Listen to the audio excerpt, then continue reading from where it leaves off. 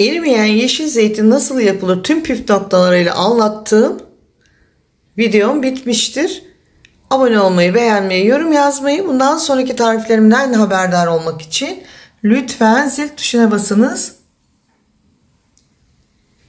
Limon tuzu koymadan erimeyen yeşil zeytin yapımı. Merhaba arkadaşlar, Server'in mutfağına hoş geldiniz. Bugün sizlere yeşil zeytin tarifimi vereceğim. Arkadaşlar, yeşil zeytin nasıl yapılır tüm püf noktalarıyla oluşum süresini size tek tek ayrıntılarıyla anlatacağım. Şimdi yapım aşaması. Öncelikle zeytinimizi alıyoruz. Uç yerinden kesiyoruz. 1, 2, 3. Bu şekilde cam kavanozumuza koyuyoruz. 2, 3. Arkadaşlar mutlaka 3 çizgi atın. Eğer 2 çizgi atarsanız zeytin geç olgunlaşıyor. Fakat bu arada da üstte erime yapıyor ama içindeki asit dışarıya çıkmıyor. Arkadaşlar eğer mümkünse cam kavanozda yapalım. Zeytinin içerisindeki asit plastikle birleşince kanserojen madde oluşumu oluyor. O yüzden cam kavanozu tercih ediyorum. 4 kilo zeytinimin yarısını çizdim. Bu birinci kavanozu. Bunu uzun süre sonra açacağım. Çeşme suyu koymuyoruz. İçinde klor olduğu için hemen zeytinimizi eritir. Damacana suyu koyuyoruz.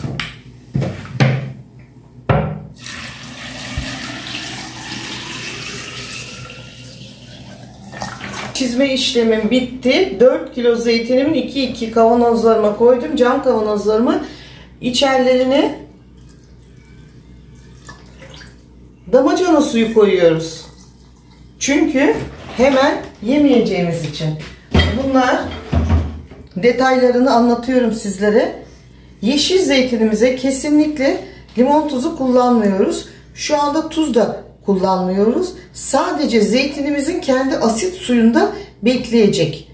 Neden bekleyecek? Tüm ayrıntılarını anlatıyorum. Şimdi zeytinimizin erimemesi için kendi öz suyunda, bu püf noktası çok eski, kadim, değerli bir bilgidir. Anneannemin annesinden eskiden zeytinler bu şekilde erimesin diye zeytin yaprağı konurmuş. Şimdi kolaya taçıp limon tuzu koyuyorlar. Hayır. Bu şekilde şimdi birinci aşama anlatıyorum arkadaşlar. Zeytin dallarını üzerine bıraktık. Bu yapraklar arkadaşlar, zeytin yaprağındaki maddeler zeytinimizin erimesini engelliyor.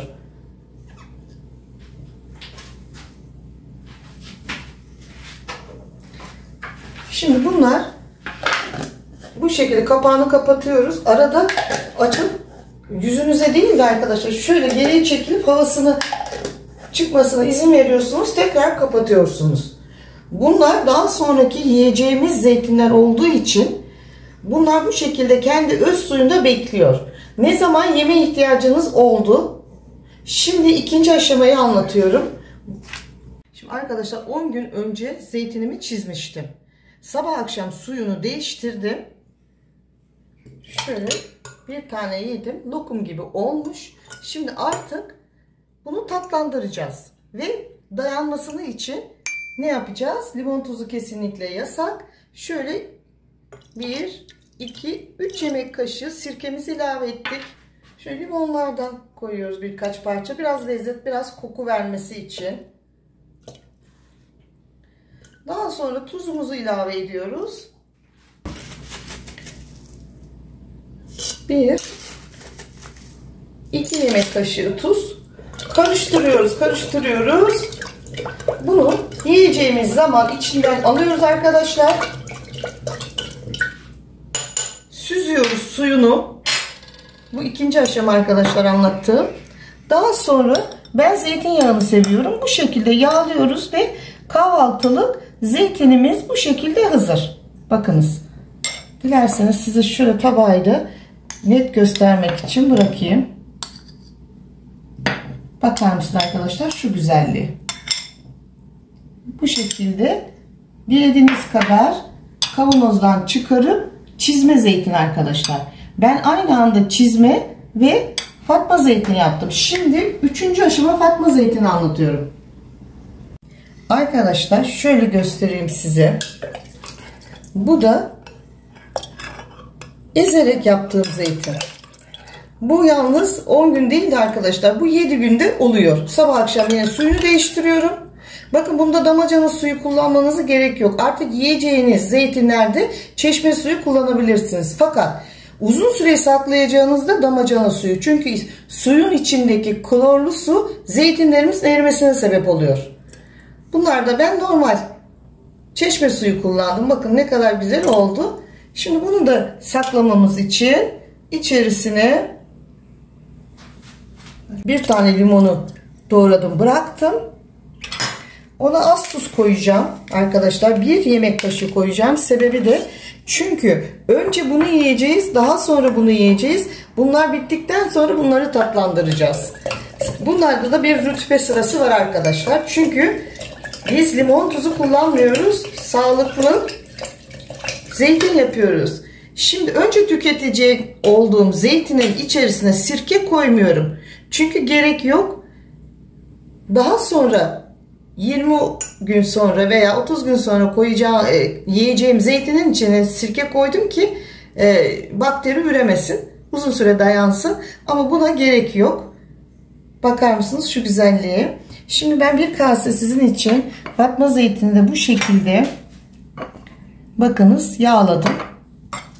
Bir de görmeniz için yine ben tabağa boşaltıyorum. Biz zeytinyağı seviyoruz. Egeliler, siz dilediğiniz yağı kullanabilirsiniz. Bakar mısınız şu güzelliği arkadaşlar? Ve şimdi sizin için bir tane de yiyeceğim. Lokum gibi arkadaşlar, bakınız. Hem rengi kararmadı, bakınız. Hiç limon tuzu koymayın. Arkadaşlar bu süper. İşte 10 günde sofranızda sağlıklı zeytin. 90 TL'ye aldım ben fiyatını. Pazarlıkla 80'e bile iniyor bu zeytin. 2 zeytin arkadaşlar bittikten sonra, yedikten sonra 3. zeytine yemeğe geldiğinde suyunu döküyoruz ve sabah akşam suyunu yenileyerek 10 günde de bu zeytinimiz hazır hale geliyor. Yemek yenecek hale geliyor. Daha sonra yaptığımız çizme zeytindeki gibi içerisine sirke, tuz ilave ettikten sonra tüketmeye başlıyoruz. Yiyeceğiniz zaman suyunu değiştirmeye başlayınız.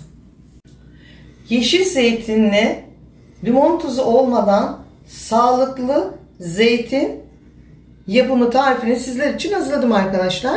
Püf noktası, zeytinimizin erimemesi için kadim bilgi, zeytin yapraklarını ve dallarıyla şekilde üstten koymanız. 1. aşama, 2. aşama, 3. aşama. Aşama aşama tüm detayları sizler için hazırladım. Lütfen videomu sonuna kadar izleyiniz. Denemek isteyen herkese afiyet olsun diliyorum. Videomu izlediğiniz için teşekkür ederim. Lütfen Servin'in mutfağına abone olmayı, beğenmeyi, yorum yazmayı. Bundan sonraki tariflerimden haberdar olmak için lütfen zil tuşuna basınız.